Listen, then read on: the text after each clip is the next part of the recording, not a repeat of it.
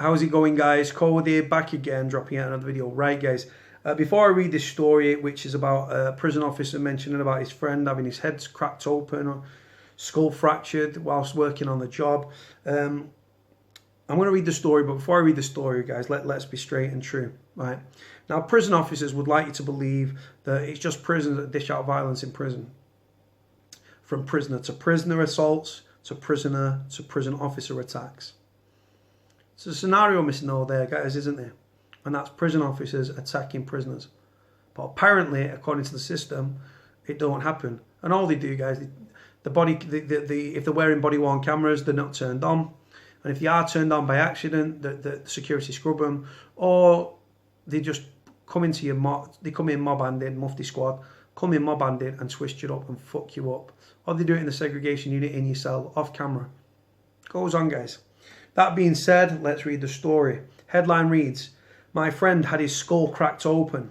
Harrowing reality of UK's jails revealed by ex-guard." They like to make it sound juicy, don't they, guys? A former prisoner has offered a harrowing insight into the violence which he said is rife inside Britain's jails, and which he said was driving experienced staff out of the service to be praised by new recruits.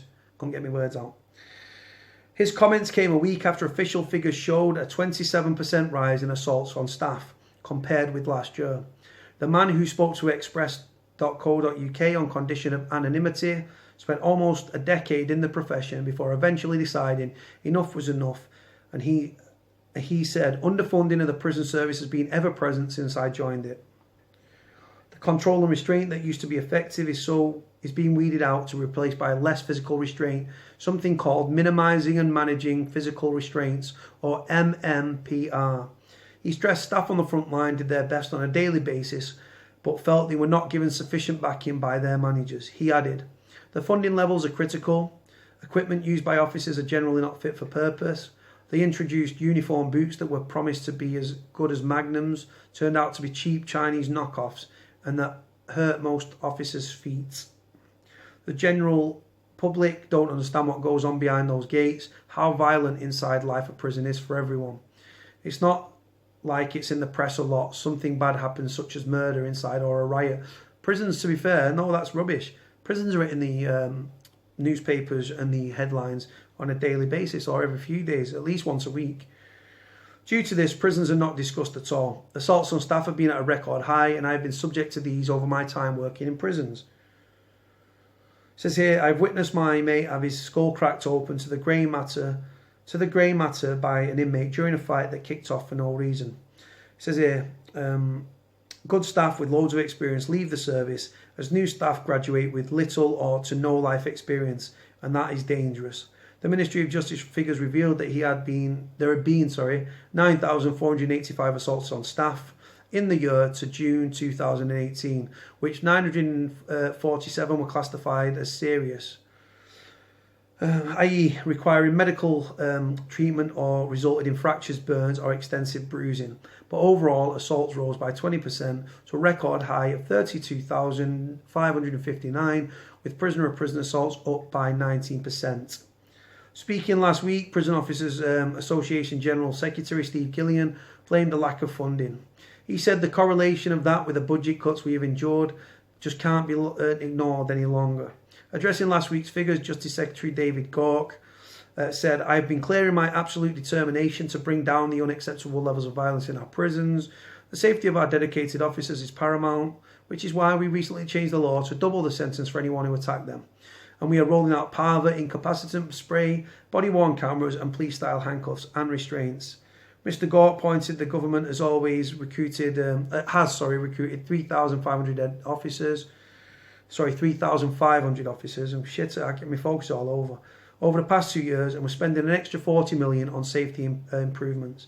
He added, "I know there is a lot more to do, and we will continue to drive to tackle violence in prison so that they can be places where offenders can turn their lives around.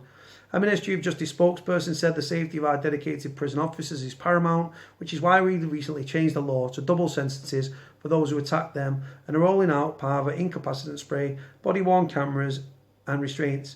Right, they've fucked up here because they've quoted the Justice Secretary and then the same quote from the Ministry of Justice, We have recruited for 3,500 new officers over the past 2 years, bringing staffing levels in public prisons to its highest level for 5 years, with 2,000 more due to begin training soon. Since July, we have directed an additional £70 million to tackle drugs and violence and improve the basic conditions of our prisons. Right, guys, the story is, it's true, yeah, violence is a problem within prisons. Of course it is. But when you're locking prisoners up and stuff like that, and you know what I mean, the conditions within prisons, which you've seen in the headlines and stuff like that, and then you've got the Prison Officers Association, who is the union for prison officers, for their members, right?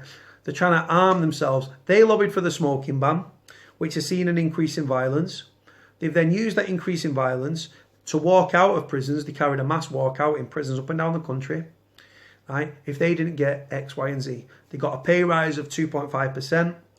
They're going to get rigid bar handcuffs. They've got powder spray, and the sentence has been doubled for anyone that attacks a prison officer.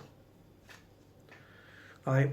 What about prisoners though? If you antagonise prisoners, it's like poking them with a stick, right? And then, do you know what? This is how it feels for me, right?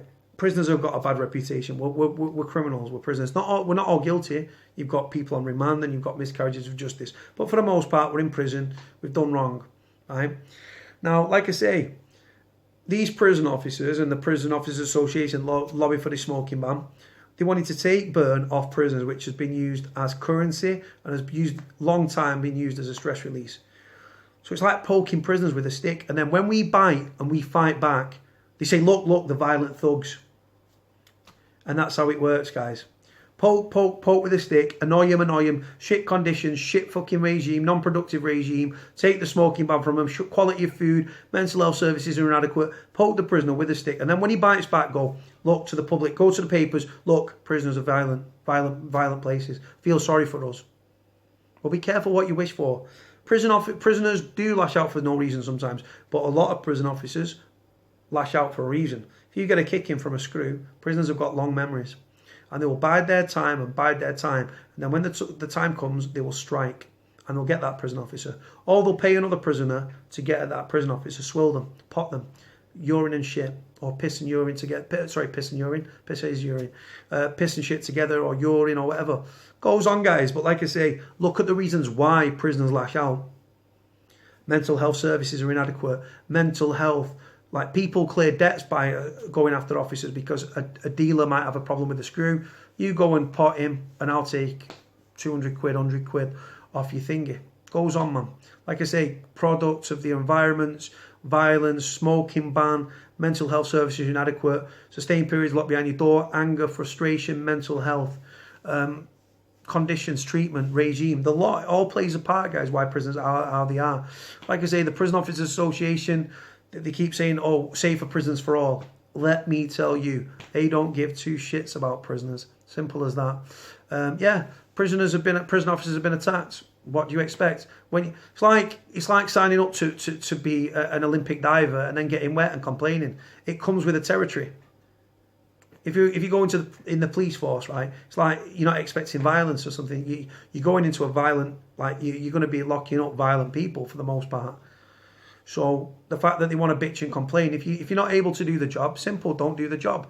But the thing is, these new recruits, guys, these 3,500 officers they've recruited, is half of the 7,000 that they've let go. And for 3,500 officers they've gained that are probably new, wet behind the ears, being sold a lie, this is what the prison service is.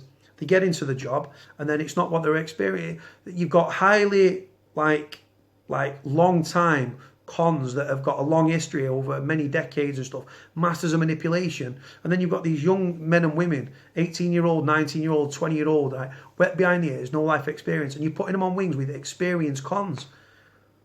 What do you expect to happen, honestly? And like I say, what doesn't get calculated, guys, is the prison officers attacking prisoners. Prisoners have had worse injuries than that. 100% they have. But no one gets to know about it because the system keeps a lid on it. I speak up, keep my mouth going. Right, guys, going to leave this video here. Like, comment, subscribe. Cody out.